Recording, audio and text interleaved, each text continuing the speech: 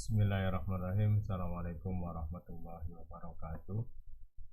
Berjumpa kembali dengan mata pelajaran informatika kelas 8 dengan Bapak.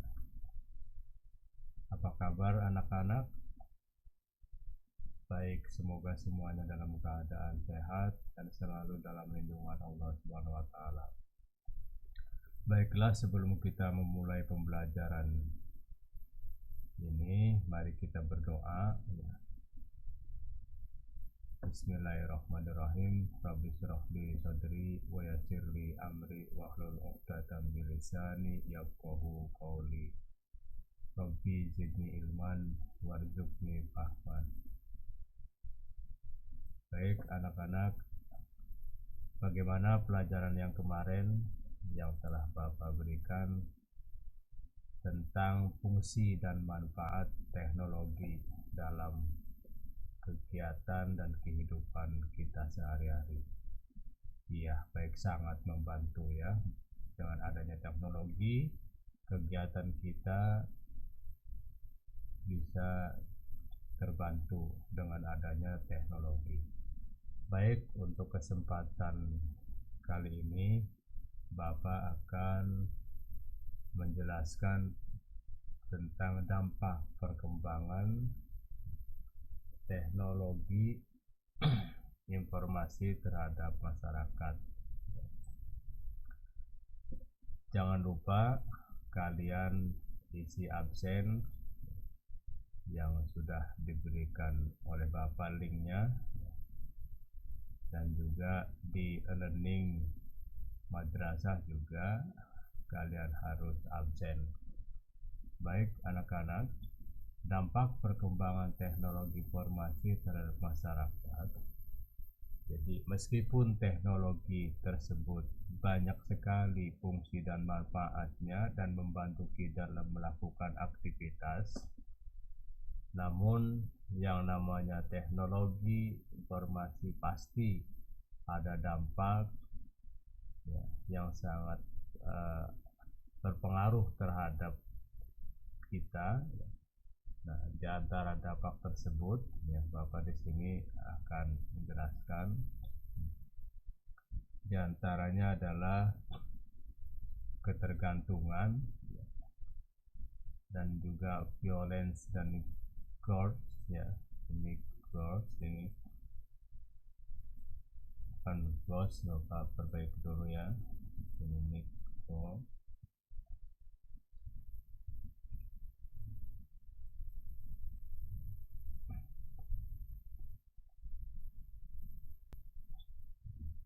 Dan juga antisocial behavior. Nah, mungkin kalian bertanya, apa sih Pak yang namanya dampak transformasi sosial? Yang pertama yaitu ketergantungan. Baik, Bapak akan menjelaskan. Ketergantungan itu seseorang akan selalu menggunakan teknologi informasi itu, tidak kenal waktu ya. Bahkan orang-orang yang di sekeliling kita pun itu terkadang kita abaikan. Bisa disebut juga ketergantungan itu adalah kecanduan. Nah, kalau sudah demikian, maka masyarakat akan semakin sulit untuk melepaskan diri ya, dari serba kecanggihan teknologi. Kalau kini kita lakukan secara terus-menerus ya, maka masyarakat akan selalu menggantungkan kepada teknologi tersebut, sehingga terabaikan bahwa kita ini manusia yang selalu membutuhkan, yang selalu diperlukan dan untuk berinteraksi sosial, karena kita tidak bisa hidup sendirian di dunia ini. Meskipun di teknologi tersebut banyak sekali manfaatnya, artinya kita jangan sampai ketergantungan betul atau kecanduan betul, karena kita harus sadari bahwa kita adalah Manusia adalah makhluk sosial yang perlu berinteraksi dengan masyarakat atau teman-teman kita di lingkungan atau dengan tetangga kita. So, nah, kita perhatikan gambar ini. Nah, kalau kita sudah kecanduan bermain game, misalnya dalam ini contohnya bermain game, maka ini akan menghabiskan waktu dan membuat kita lupa apa yang harus kita kerjakan yang sesungguhnya. Bukan kita tidak boleh untuk menggunakan teknologi atau dalam bermain game atau dalam bermedia sosial, tapi kita harus mempunyai batasan-batasan waktu sehingga pekerjaan kita yang sesungguhnya itu tidak kita abaikan. Solusinya, ketika kita berkumpul baik dalam keluarga atau dengan teman-teman, simpan itu HP dan notifikasi silahkan di silent, biar ketika kamu berinteraksi dengan teman-teman kamu bisa fokus, ya. Begitupun ketika kita kumpul dengan keluarga, nah kita habiskan di situ untuk bercengkrama dengan teman-teman dan keluarga. Yang selanjutnya, kalau kita di saat sendiri, nah, maka kita harus cari kegiatan lain yang positif dan bermanfaat untuk mengurangi intensitas dalam menggunakan teknologi informasi sosial. Di antaranya mungkin sesekali kita mengintensifkan, ya, atau dengan tadarus, dengan membaca Quran. Apalagi di saat-saat pandemi begini, ya, ketika kalian setelah mengikuti pembelajaran, sebelum memulai pelajaran jangan lupa kebiasaan untuk melaksanakan sholat duha, Setelah sholat duha jangan lupa, ya, dicoba untuk diintensifkan tadarus Quran, ya.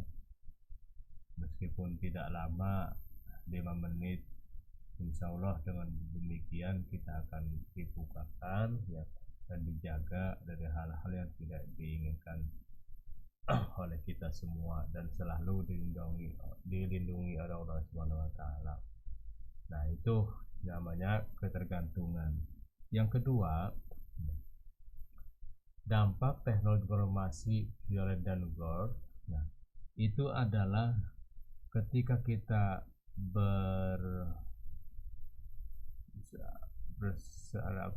ketika kita bermain dengan teknologi, pasti ada konten-konten, tampilan-tampilan yang menampilkan kekejaman dan kesadisan.